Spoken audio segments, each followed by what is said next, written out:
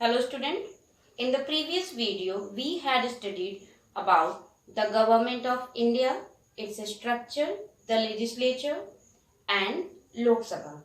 Today we will continue with the same chapter number 7, democratic government. Student, first you open your book, page number 65. Today we will study about Rajya Sabha, state assemblies, the executive in the state and the judiciary. So we are going to start our first topic, that is Rajya Sabha. Rajya Sabha is also known as the upper house of the parliament or councils of the states. Rajya Sabha. The other names of Rajya Sabha is upper house of the parliament or councils of states, as I told you. Okay. The vice president of India is the chairman of the Rajya Sabha, means at present M. Venkaiah Naidu is the chairman of Rajya Sabha. Okay.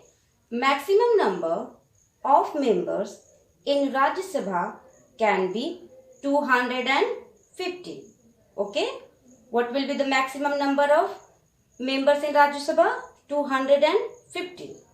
Out of 250, 12 members are nominated by the President of India. Okay. How many members will be nominated by the President of India? 12 members. And what are the qualities needed by these members? These members should belong to the field of literature, cinema, art, poetry, sports, etc. Now, the question is, who will elect the members of Rajya Sabha? Students, the members of Rajya Sabha are elected by the members of the state legislative assemblies. Okay? For a period of 6 years. What will be the period of members? Period will be of 6 years. 1/3 members of Rajya Sabha retire every 2 years and are replaced by new members. Okay? Rajya Sabha is a permanent house, not subject to dissolution. Dissolution means the action of ending, means no one can end Rajya Sabha. It is a permanent house. Okay. Now, your next topic is state assemblies. Okay. State assemblies, also known as legislative assembly, the supreme law-making body in the state. As at the central level, Parliament is the supreme law-making body. At the state level, State Assembly is the supreme law-making body. Okay? Every state in India, like Rajasthan, Haryana, Madhya Pradesh, Uttar Pradesh, etc., has its own state government. State government is called Legislative Assembly, the supreme law-making body in the state. As I told you, Legislative Assembly is the supreme law-making body in the state only. Okay? Remember, not for the whole country. The members of Legislative Assemblies are known as MLAs. In short, MLAs are elected through the process of election. Every citizen of India who is 18 years of age or above can take part in elections. Okay? Who can take part in elections? Every citizen of India, those who have completed 18 years or above. Your next topic is the executive. The highest executive at the central level is the president. Who is the highest executive at the central level? The president. Okay? The president is the head of the country and commander-in-chief of the armed forces, that is the army, the navy and the air force. Students, do you know who is current president of India? Yes, Mr. Ramnath Kovind is the current president of India. The official residence of the president is Rashtrapati Bhavan in New Delhi. In the election of president, the members of the Lok Sabha, Rajya Sabha and Legislative Assemblies take part. Okay? What is the official residence of the president? Rashtrapati Bhavan in New Delhi. And who can take part in the election of president? The members of Rajya Sabha, Lok Sabha and Legislative Assemblies member. The president is elected for a period of 5 years. Okay? All the bills that are passed by the parliament need president's approval to become law. Bill means rough version of any law. Okay? Assets means approval. Assets means approval. Approval of the president. Okay?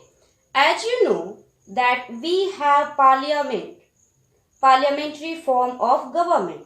That's why real power lies in the parliament. Okay?